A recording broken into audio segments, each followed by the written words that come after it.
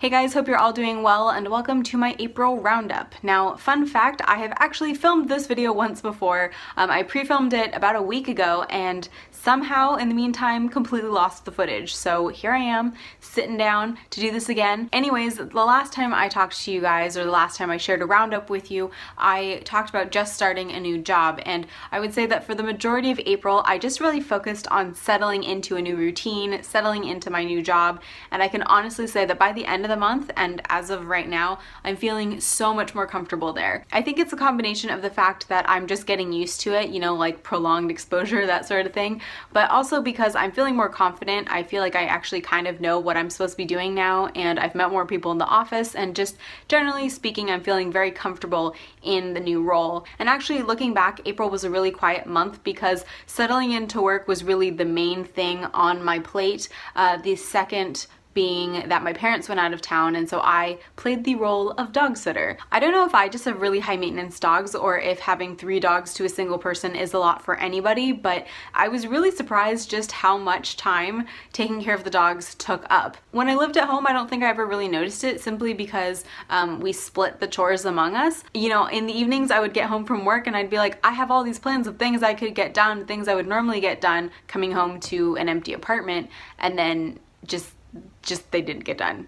I guess in a sense it's great practice for parenthood. And because I had this like week-long chunk of dog sitting right in the middle of the month, I feel like it really ate into my content creating time, which actually I did not realize until compiling the list for this video. I thought I had put up more videos than I actually had. As for the videos that did go up on my channel in April, I put up my March roundup, I put up a Future Classics book tag, which was a lot of fun and which you guys seemed to really like, and most fun of all, what was I gonna say? And most excitingly for me, I put up my Dewey's 24-hour readathon vlog and wrap up, and thankfully you guys seem to really like that too. I got a lot of comments saying you really like that style of kind of reading vlog, so I will definitely try and do that again with the next readathon that I participate in. However, I did also appear elsewhere on YouTube because I was in Ariel Bizet's Is Booktube educational video, and I just want to give a huge shout out to Ariel and say thank you so much for letting me be in that video. She did a lot of work, a lot of thought went into it, and I'm just like really pleased with how it came out. It's a really cool video. If you haven't seen Ariel's video or any of the other videos that I mentioned, never fear,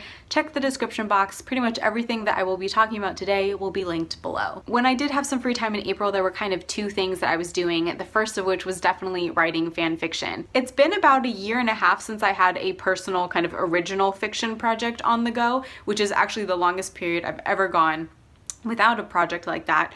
But lately I've just been really into writing fan fiction. I think it's a really fun way to write without like having to use quite as much brain power, and yet I think it's also really great practice. Lately my fan fiction fandom of choice has been the NBC The Brave fandom, which is kind of in mourning right now because we just found out that the show got canceled after only 1 season. And I mean, if you were watching the show at all, I mean, how are we not supposed to know what happened after the last episode? Why would NBC do that? I don't know. Basically, I've been wanting to spend more time with the characters, and especially now that I know that I'm not going to get to see more of them on screen, I've been really diving deep into my The Brave fanfics.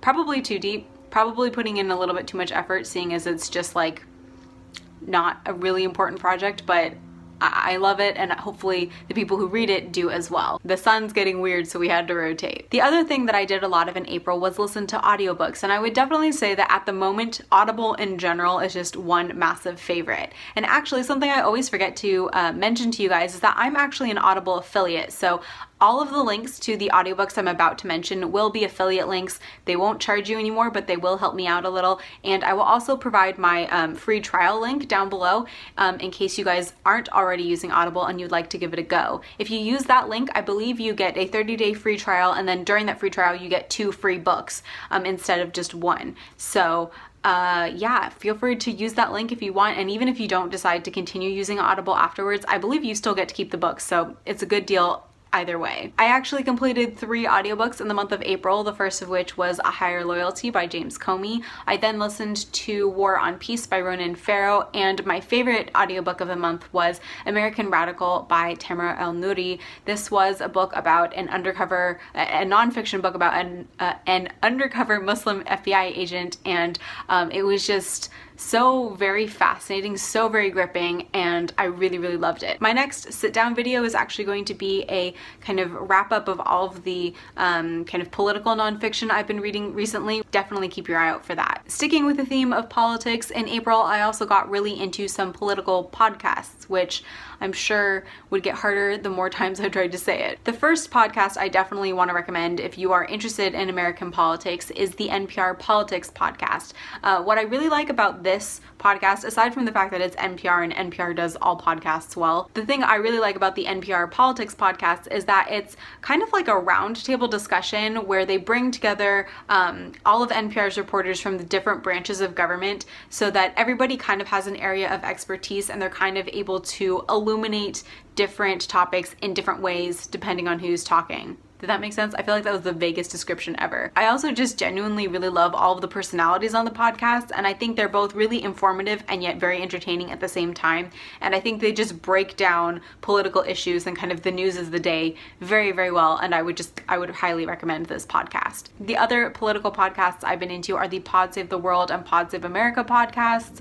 They're both by the same team and studio, I believe, though I will say that I think I prefer the Pod Save the World podcast. The Pod Save the World and Pod Save America podcasts are run by guys who used to work in Washington. I believe they were Obama staffers. And so one thing I do really want to point out is that they're definitely Democrats. They're definitely very clear in their party affiliation, and so they're, I would say, a bit more biased than, say, the NPR Politics podcast, where they definitely bring a wide range of voices to the conversation. That being said, the team behind the Pod Save podcasts are just so hilarious and so very intelligent, and my favorite part of their podcasts are the fact that they bring on phenomenal guests. Honestly, half of the political books that I've been reading I have discovered through the Pod Save the World podcast. I just feel like they invite really interesting people on and do some really in-depth interviews. They're longer podcasts, and so they're not afraid to like really get into the nitty-gritty of topics. And for those of you who are like, I don't care about politics at all, never fear, I have a podcast recommendation for you as well,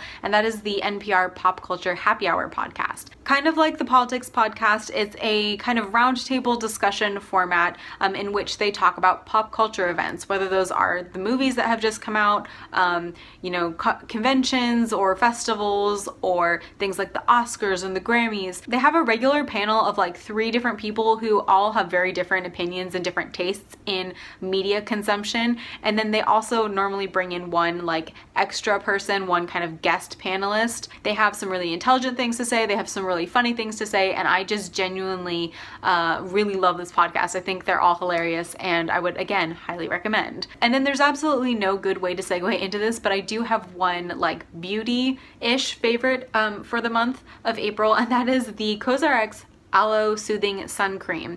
This is basically my new sunscreen, and I love it to bits. Although most of you guys have been kind enough not to comment on it, I'm sure some of you have noticed that over the past like year or so, I've been having a real hard time with cystic acne or some kind of acne reaction right here on only this side of my face. It very much felt like I was having a reaction to something because it was just a bunch of really like tight bumps that kind of resembled cystic acne but kind of didn't, and it just was really irritating and I could not figure out what it was.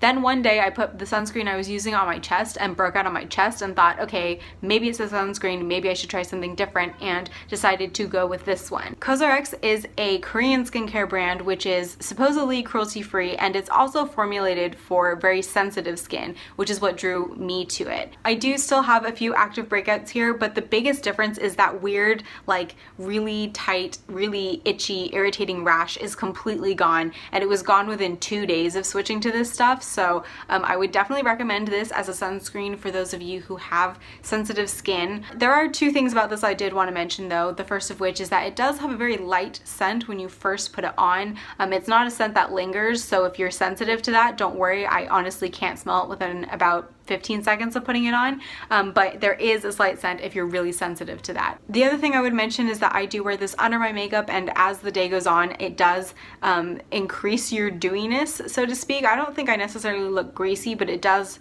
definitely increase the dew factor. So if you're super into like really matte finishes to your makeup, you probably won't like this, but if you don't mind a little bit of extra glow, I think this is a really nice sunscreen. And with that, we round up April 2018. So I would love to hear how your month went in April. Was it a good month? Was it a bad month? For one last announcement, I will not be doing a roundup in May, simply because I'm going to be doing May vlogs instead, so it would just feel redundant to do both. But anyways, thank you guys so much for watching this video. I hope you enjoyed it. I hope you're having a fantastic day wherever you are, and I will see you next time. Bye!